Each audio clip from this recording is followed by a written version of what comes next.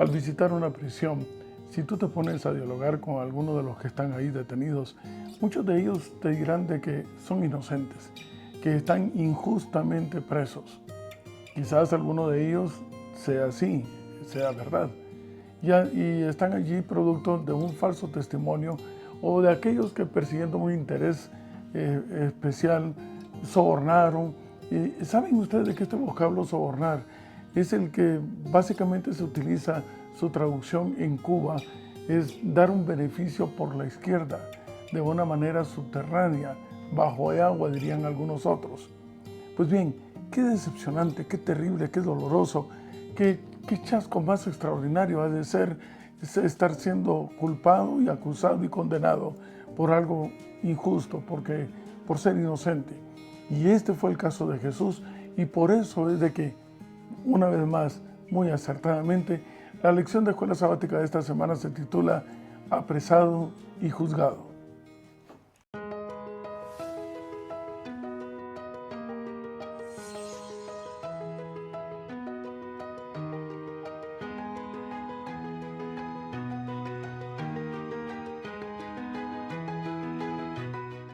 Y me encuentro buscando en el Nuevo Testamento, en el libro de Primera de Juan, en el capítulo 1 y el verso 6. El que dice que permanece en él debe andar como él anduvo. Y esto no es una cuestión subjetiva. Objetivamente hablando, aquel que dice que tiene una relación íntima con el Señor, que ya no vive él, sino que vive Jesús en su lugar, pues debe tener la manera de ser del Señor. O en otras palabras, estar lleno de su Espíritu. Y el Espíritu tiene fruto, un fruto que se divide en varios aspectos: gozo, paz, benignidad, bondad, mansedumbre, templanza, etc. Así que carecer de uno de estos atributos no es entonces estar exactamente siguiendo los pasos del Señor, andar como Él anduvo. Entramos al análisis del capítulo 14 del libro de Marcos, después de haber estado en el capítulo profético, que es el capítulo 13. Dice la palabra de Dios en Marcos, iniciando el capítulo 14, en el verso 1. Marcos capítulo 14, verso 1. 2 días después era la Pascua. Recordarán ustedes de que estamos estudiando prácticamente los últimos 5 o 6 días antes de que Jesús sea crucificado. ¿Cómo invirtió él su tiempo? Pues 2 días después era la Pascua cuando sucedió esto, y la fiesta de los panes sin levadura. Ya entraremos en detalle. Y buscaban los principales sacerdotes y los escribas cómo prenderle por engaño y matarle. Analicemos el punto, y para esto tenemos que ir a Levítico capítulo 23. En Levítico capítulo 23, las mal llamadas fiestas judías, porque de acuerdo al verso 4 son las fiestas solemnes de Jehová. El pueblo de Israel celebraba muchas fiestas, pero habían 7 de manera especial, así como también habían 7 sábados ceremoniales. Voy a explicar este punto. Entiéndase que sábado en hebreo implica el concepto de cesar de las actividades tradicionales, un reposo de esas actividades para dedicarse a algo especial, a algo sagrado. Así que independientemente de cuál fuese el día de la semana en que cayera el sábado, el sábado ceremonial, ese día se cesaban las actividades. Es como decir en algunos países que celebran el 15 de septiembre, en México es el 16, el de la independencia. Ese día, independientemente si es lunes, martes o miércoles, se considera un día festivo y se cesan de las labores tradicionales. En este caso, la fiesta de panes, la fiesta de Pascua, que viene del pasar por alto, que en otras palabras significaba, conmemoraba cuando el ángel de Jehová pasa por alto los dinteles de las casas de aquellos que habían pintado con la sangre del cordero estas puertas para que no entrase ahí. Así que ese punto de liberación era conmemorado, y era conmemorado iniciando el mes del año, que era el mes de Nisan, iniciando, dice la palabra de Dios, el día 14 de Nisan, verso 5. En el mes primero, a los 14 del mes, entre las 2 tardes, Pascua es de Jehová. Al día siguiente iniciaba entonces la fiesta de panes sin levadura, dice el verso 6, a los 15 días de este mes, y se celebraba con una santa convocación. Era un sábado ceremonial. Así que era una festividad en la cual llegaba muchísima gente, llegaban de todas partes. Ahora la pregunta es, bueno, habían razones especiales que más adelante vamos a estudiar de qué se hacía especialmente en la fiesta de Pascua. Pero en Marcos, en el capítulo 14, regresando de nuevo al verso 1 y verso 2, encontramos lo siguiente. Dice el verso 1 que los principales sacerdotes y los escribas buscaban cómo prenderle por engaño y matarle. Decían, no durante la fiesta para que no se haga alboroto del pueblo. La pregunta es, ¿cuál era el interés que tenían los sacerdotes para eliminar a Jesús? Hay varias razones que podríamos considerar en este momento de una manera bastante rápida. La primera de ellas, por conocimiento. Jesús era una competencia en lo que a conocimiento se refería. Supuestamente ellos eran los eruditos de la ley. Ellos eran los eruditos de las escrituras. Y esa es la razón por la cual cuando Jesús se levanta a predicar en el templo, lo primero que ellos consideran es, pero ¿y este quién es? ¿Y este qué se cree? ¿Acaso él qué estudios tendrá? Si viene de Nazaret, ¿qué bueno podrá salir de Nazaret? ¿Cómo puede saber más que nosotros? Así que ese orgullo, ese egocentrismo del conocimiento que es competitivo para ellos, en vez de humildemente aprender quién era aquel. Así que era una competencia para el conocimiento. Era una competencia en lo que a autoridad se refiere. Porque el testimonio de Jesús le daba entonces valor moral para hablar acerca del amor, acerca del gozo, de la paz, de la benignidad, de la bondad y de la mansedumbre, porque era propio, inherente a su espíritu, algo que no estaba en los escribas y en los sacerdotes. Y lo más importante de todo, el interés que ellos tenían de eliminar a Jesús era porque Jesús les venía a eliminar una fuente de ingreso económico bastante alta. Así que habían razones. Ellos tenían que renunciar primero al orgullo de su conocimiento. Segundo, tenían que renunciar a la autoridad y ver en Jesús a alguien que les podía quitar ese mando. Y tercero, tenían que renunciar a los ingresos que ya les estaba reportando todo ese gran negocio que hacían en el templo con la venta de los corderos, el cambio de la moneda, etc. Así que se necesitaba realmente tener un amor de querer volver a ser imagen y semejanza del Creador para renunciar a todo aquello que el mundo ya les había provisto. Encarcelados en eso, prefirieron entonces mejor buscar de alguna manera algo, una mentira, algo para poderlo eliminar. El objetivo fue ese, eliminarlo. ¿Por qué? Es que no es de los nuestros. Es que él no es de aquí. Es que él no encaja dentro del grupo. Quizá posiblemente le llamaron para que dejara de hacer eso. ¿Y cómo iba a encajar Jesús? Si su reino no es de este mundo. Si el mundo no puede ser nuestro hogar. Y este es un llamado muy importante a aquellos que, apreciados amigos y hermanos, el encontrarse con Jesús y aceptar que Él sea el que reine en nuestro corazón, no te hará popular, no para este mundo. Y sin duda alguna, no vas a encajar dentro de los intereses personales que se manejan en este mundo, sean fuera y ya no digamos dentro de la iglesia, dentro de la congregación, porque se manejan intereses personales. Así que no te extrañe que no encajes, que no te extrañe que te quieran hacer a un lado, que te quieran eliminar. Más adelante dice, siguiendo en el capítulo 14 de Marcos, a partir del verso 3 al verso 9, nos encontramos con el ungimiento de Jesús. Pero esto nos lleva a la siguiente reflexión. El cordero tenía que ser ungido, o en otras palabras, tenía que ser apartado. Y esto nos lleva a considerar Éxodo en el capítulo 12. Por favor, acompáñenme. Este es el principio de las instrucciones que da el Señor a Moisés respecto al sacrificio del Cordero, aquel que anunciaría al Señor como el Cordero de Dios que quita el pecado del mundo. Y dice la palabra de Dios en el verso 3 del capítulo 12 de Éxodo: hablad a toda la congregación de Israel diciendo, en el 10 de este mes, estamos hablando del mes de Nisán, en el 10 de Nisán, tómense cada uno un cordero según la familia de los padres, un cordero por familia. Saben, dice también la palabra de Dios en el verso 5 las características del cordero. El animal será sin defecto, macho, de 1 año.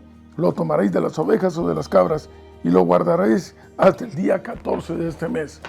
Tomemos en cuenta entonces, en el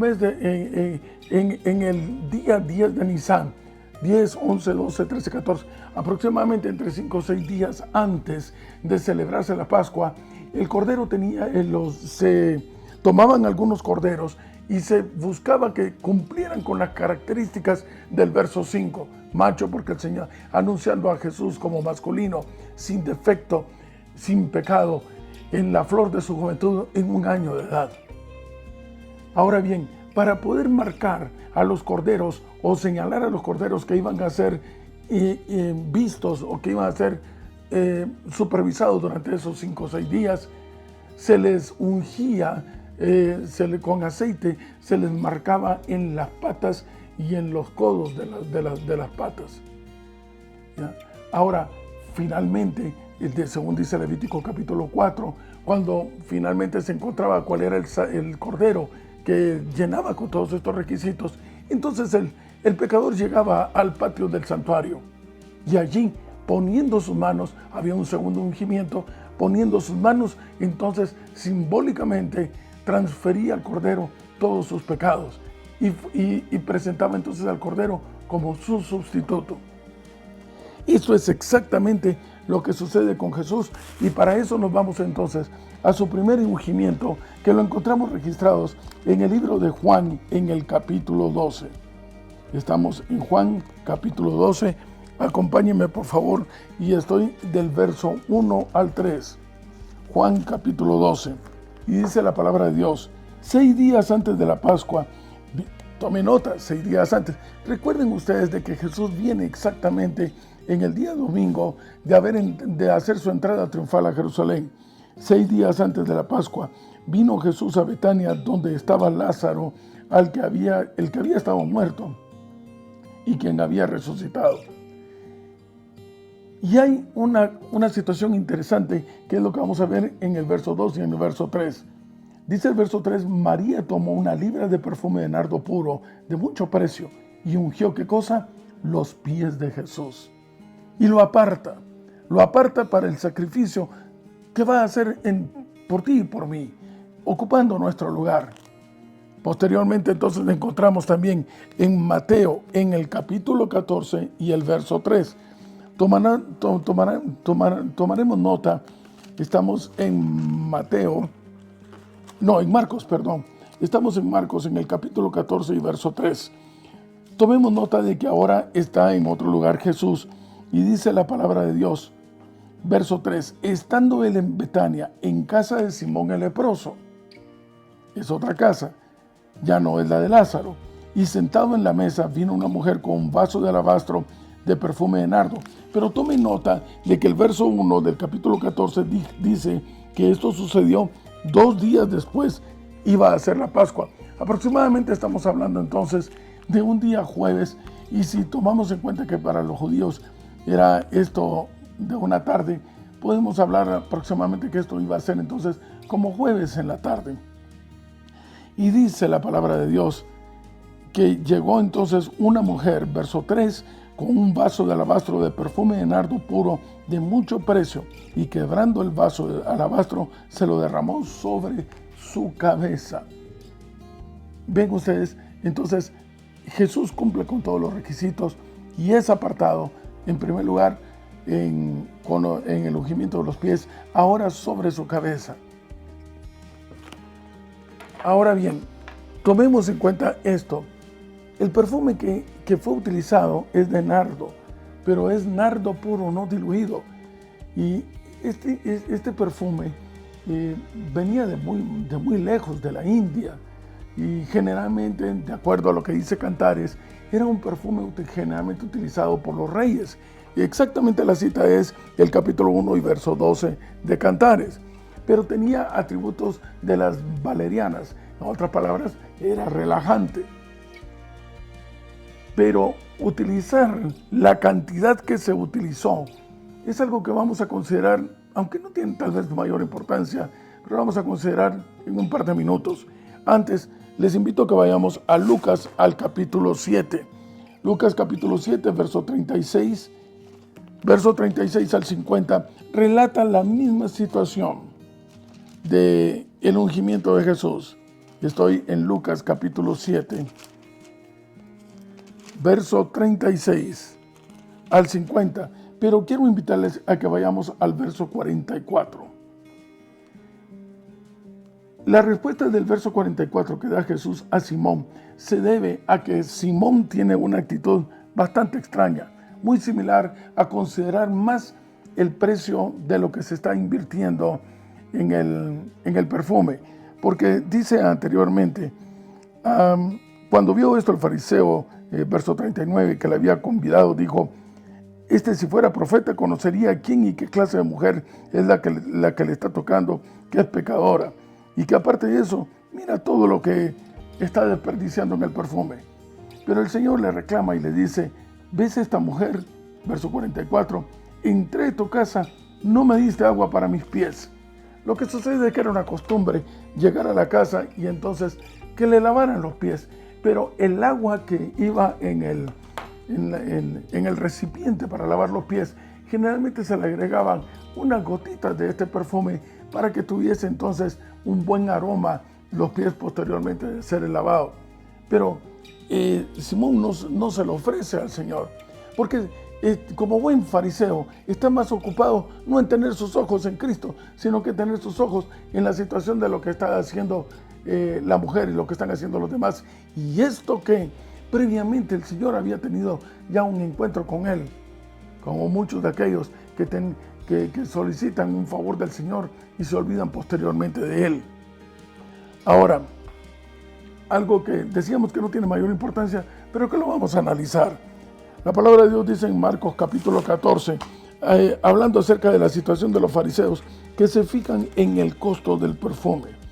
Dice la palabra de Dios en el verso, estoy en Marcos, en el capítulo 14 y verso 5. Marcos capítulo 14, verso 5. Y dice la palabra de Dios: porque podía haberse vendido por más de 300 denarios y haberse dado a los pobres. Y entonces murmuraban contra ella. En primer lugar, tome nota el punto. El hábito de aquel que no tiene el Espíritu del Señor es la murmuración. No da la cara directamente. ¿Por qué no fueron con la mujer a decirle: mira, lo que estás haciendo no está correcto, pudiste haber ocupado esto mejor en los pobres? Si es que es verdad, ellos tenían tanta preocupación por los pobres. Pero mentira, no es cierto. Prueba de ello es que, ¿saben cómo se le llama esto? El vocablo correcto es demagogia. Demos de pueblo y gogos, que viene en este caso a tratar de dirigir hacia la población en cierto sentido en el que más les conviene. Es una manipulación. La manipulación de la mente es un pecado. En este caso ellos querían manipular la mente de la población para ganarse una imagen de que eran muy dedicados y muy preocupados por los pobres, ignorando lo que estaban ellos abusando de los pobres, precisamente en el negocio del santuario, en la venta de los corderos, y en el cambio incluso de la moneda, y todo eso que habían hecho un mercado que les significaba muy buenos ingresos. Así que era una mentira la preocupación sobre los pobres. Pero la murmuración es el acto por medio del cual se riega un chisme. Y esto implica hablar mal de otra persona, que generalmente implica también un falso testimonio. Ahora, vayamos al precio. El precio del nardo, ellos dicen que era de 300 denarios. Resulta que el salario de un judío en aquella época era de 1 denario al día, casi un año. Aproximadamente, haciendo la conversión en la actualidad, estamos hablando de que fueron entre unos 24 y 25 mil dólares. Eso era el costo de ese perfume. Era carísimo. Probablemente María y esta mujer lo que hicieron fue entregarle todos sus ahorros al Señor. Interesante observación, porque es exactamente como debemos de acercarnos al Señor. Cuando reconocemos quiénes somos, cuando nos damos cuenta de que estamos perdidos sin Él, que nuestra única opción de salvación es Él, entonces estamos listos para dejarlo todo, para entregárselo todo, porque al fin y al cabo, Él no nos da por porciones, Él también se da todo, se da por entero.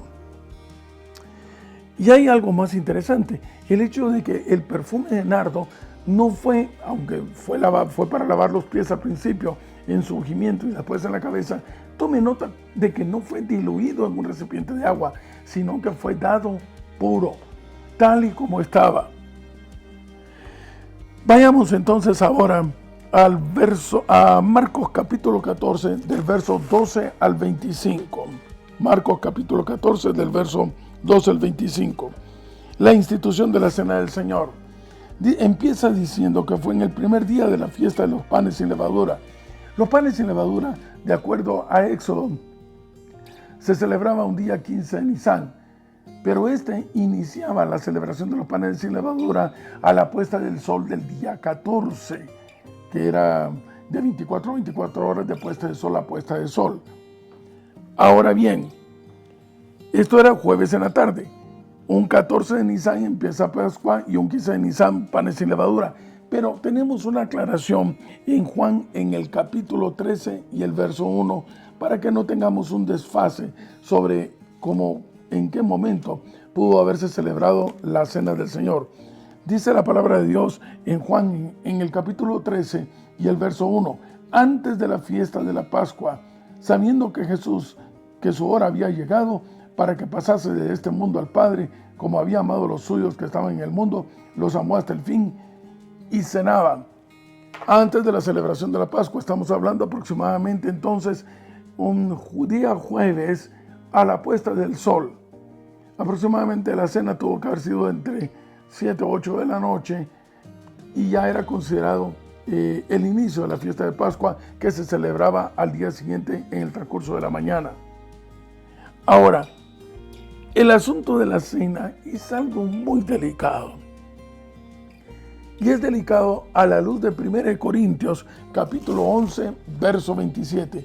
Aunque la semana pasada tuvimos una ligera referencia de esto, yo quisiera que nos detuviéramos una vez más a considerarlo. Estoy en 1 Corintios, en el capítulo 11. 1 Corintios, capítulo 11, verso 27. De manera que cualquiera que comiere este pan o bebiere esta copa del Señor indignamente, será culpado del cuerpo y de la sangre del Señor. Recuerden que el vocablo indignamente es un vocablo con un prefijo in, de no y digno. En otras palabras, no le faltes el respeto. No te sientes en un lugar en el cual tú no cabes, tú no encajas, tú no perteneces ahí. Eres indigno de estar en ese lugar.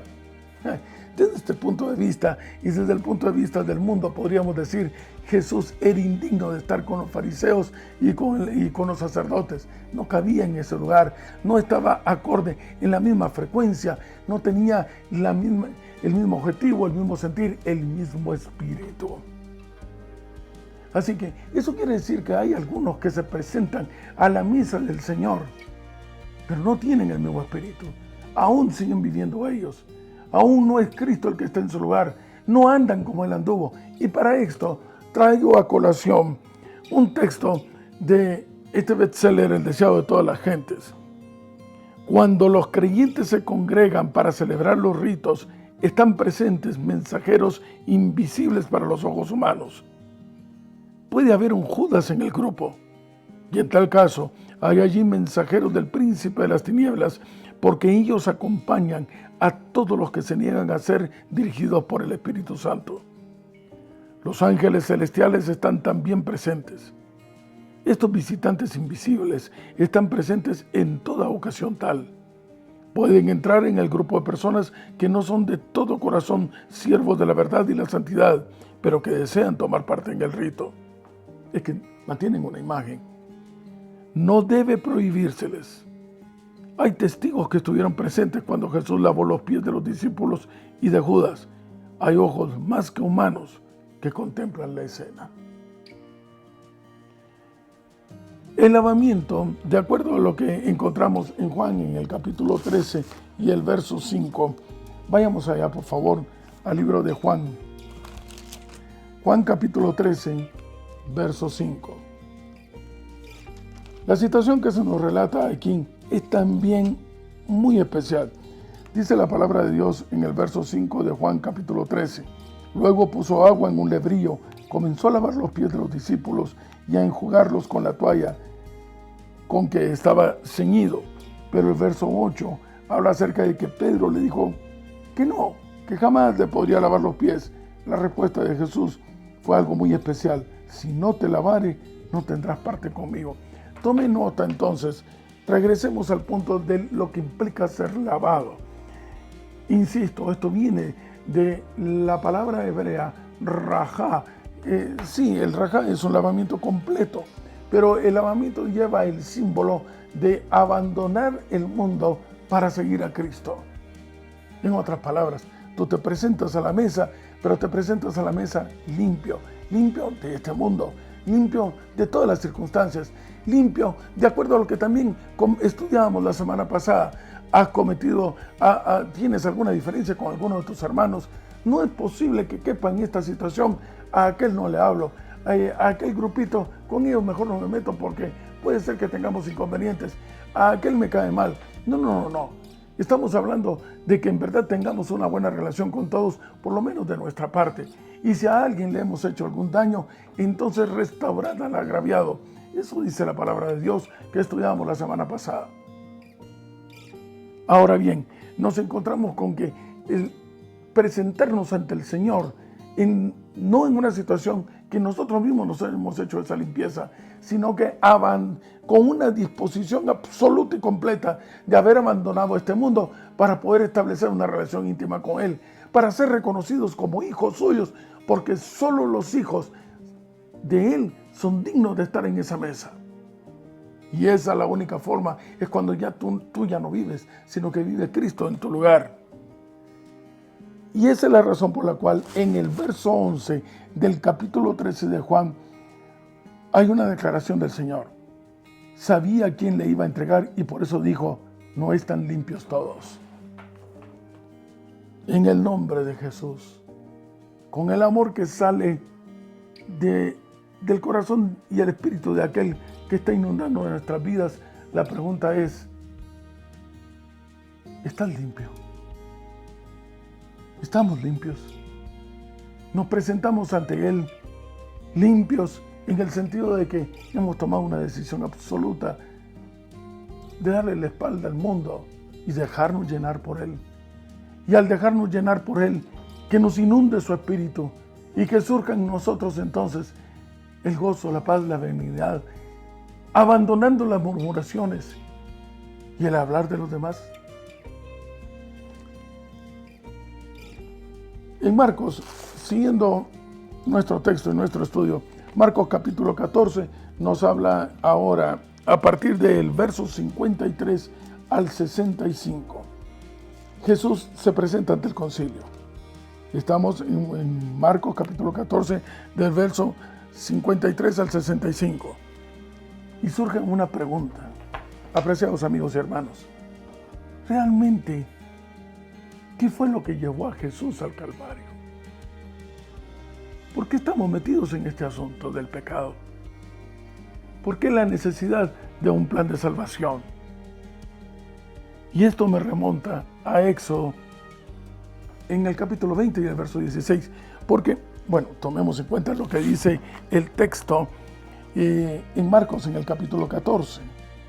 Estoy en Marcos capítulo 14. Trajeron pues a Jesús, verso 53, al sumo sacerdote, y se reunieron todos los principales sacerdotes y los ancianos. 55. Los principales sacerdotes y todo el concilio buscaban testimonio contra Jesús alguien que hablara en contra del Señor, pero por supuesto no lo hallaban. Y esto para justificar e entregarle a muerte, para ver cómo le eliminaban. Ya sabemos por qué. Entonces, levantándose uno, dieron falso testimonio contra él. Pero se contradecían y otros decían otras cosas. La base de esto se encuentra en la violación de un mandamiento que es el que encontramos en Éxodo en el capítulo 20 y verso 16. Éxodo capítulo 20, verso. ¿Saben ustedes de que no entiendo por qué razón este mandamiento se pasa con mucha ligereza por alto y no se le da la importancia masiva que en verdad tiene? Éxodo capítulo 20, verso 16. No hablarás contra tu prójimo falso testimonio. El falso testimonio en Edén tiene su nacimiento en Génesis capítulo 3 y el verso 4, cuando el enemigo comienza a hablar mal acerca del Creador y le llama mentiroso y le llama egoísta y empieza a hablar mal de él. El chisme, ese vocablo implica un comentario que destruye una relación. Y este comentario destruyó la relación, porque Eva sí lo permitió y el hombre también, entre Dios y el ser humano. Pero inició levantando un falso testimonio, hablando mal acerca del Creador. Y es precisamente lo que sucede acá. Es lo que encontramos en Marcos capítulo 14. Se trata de hablar mal, desprestigiar a aquel a quien tú quieres eliminar. ¿Cuánto daño hace el falso testimonio? Si hoy en día, me pregunto por un instante, si hoy en día, así con la severidad con que algunas juntas son muy delicadas respecto a la violación del cuarto mandamiento, o incluso el mandamiento no matarás porque es tan notorio, pero en verdad la violación del noveno mandamiento es lo que deshizo todo aquello que era bueno en gran manera, dio pauta a un plan de salvación e incluso justificó a la luz de este mundo condenar a muerte a Jesús en el Calvario. Cuán delicado, ¿no es cierto? Si hoy en día fuésemos tan delicados con esto, cuidaríamos de hablar mal de otro, no estaríamos en la murmuración, sino que iríamos directamente con nuestro prójimo. ¿Por qué los sacerdotes no llegaron directamente con Jesús si en verdad ellos estaban tan preocupados de Él? ¿Por qué en vez de buscar algo, por qué no llegaron en el afán de ayudarlo? Tú ves a tu hermano que está haciendo algo que consideras tú que no es correcto, que no le va a edificar espiritualmente, pues lo correcto sería entonces de que acudamos a Él y tratemos de ayudarle, en vez de estar murmurando si alguno lo hace así con las demás personas. A esto se le llama falso testimonio si está infundado. Ahora la pregunta que surge es, ¿por qué? De acuerdo al verso, estoy en Marcos capítulo 14, del verso 61 al 63. Marcos, regresamos a Marcos, que es el libro que nos está ocupando. Estoy en Marcos, en el capítulo 14. Marcos capítulo 14, versos 61 al 63. Mas él callaba y nada respondía, y el sumo sacerdote le volvió a preguntar y le dijo, ¿eres tú el Cristo, el Hijo del Bendito? ¿Por qué le hace esa pregunta? Es el erudito, es el estudioso de las profecías, es el primero en que debió reconocer a Jesús. ¿Por qué no le reconoció? Apreciado amigo y hermano, estar en Cristo, que no te extrañe que el mundo no reconozca a Jesús en ti. Que te siga viendo como pecador, que te siga recordando los pecados que hace muchísimos años atrás sucedieron, que hace algún tiempo atrás sucedieron y que tú ya se los confesaste al Señor, que Él ya te perdonó y que incluso Él ya lo olvidó. Y si Él lo olvidó, ¿quiénes somos nosotros para recordarlo?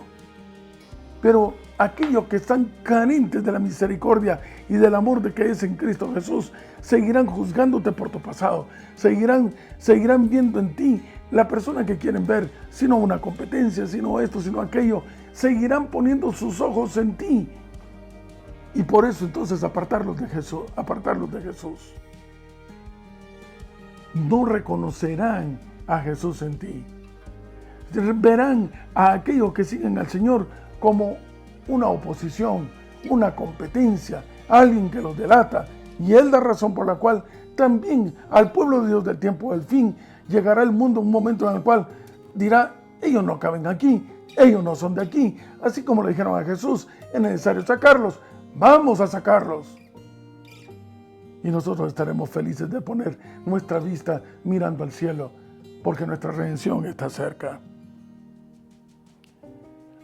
Así que no tratemos de encajar, porque no nos van a reconocer. Aquella misma noche, la madrugada, en la madrugada del día viernes, Jesús se aparta al Getsemaní. Esa palabra significa prensa de aceite. Y sería todo un tema poder entrar en detalle de la situación que experimentó Jesús allí. Pero voy a detenerme solamente en un instante en lo siguiente. Tomarás nota que en esa circunstancia Jesús no se propuso: voy a ayunar y voy a orar. Había una necesidad. No estaba comiendo y esa pasó a un segundo o tercer plano, el ayuno. Fue algo que se produjo como consecuencia de la oración en medio de comunicación con el cielo. Qué noche más oscura. Pero en ese momento, el último instante que el enemigo aprovechó para acusarte a ti y a mí, quizás la única vez que en verdad dijo la verdad. Porque dijo: ¿quién eres tú y quién soy yo? Pero el Señor tuvo la visión de verte a ti y verme a mí, que estamos estudiando acerca de Él, con el deseo de que Él viva en nuestro lugar. Y remontándose hacia el año 2024, al considerarte a ti estudiando su palabra, pensó: sí vale la pena llegar al Calvario y ocupar su lugar, el tuyo y el mío. Y es precisamente, preciados amigos y hermanos, por ese amor infinito, por esa fe extraordinaria, por esa visión del futuro, de quererte ver a ti y a mí dentro de los salvados, que tenemos la esperanza de regresar a casa. Gracias a ese amor que nos llevará toda una eternidad, estudiar, tratar de comprenderlo, asimilarlo, hacerlo nuestro y proyectarlo a través de nuestro testimonio.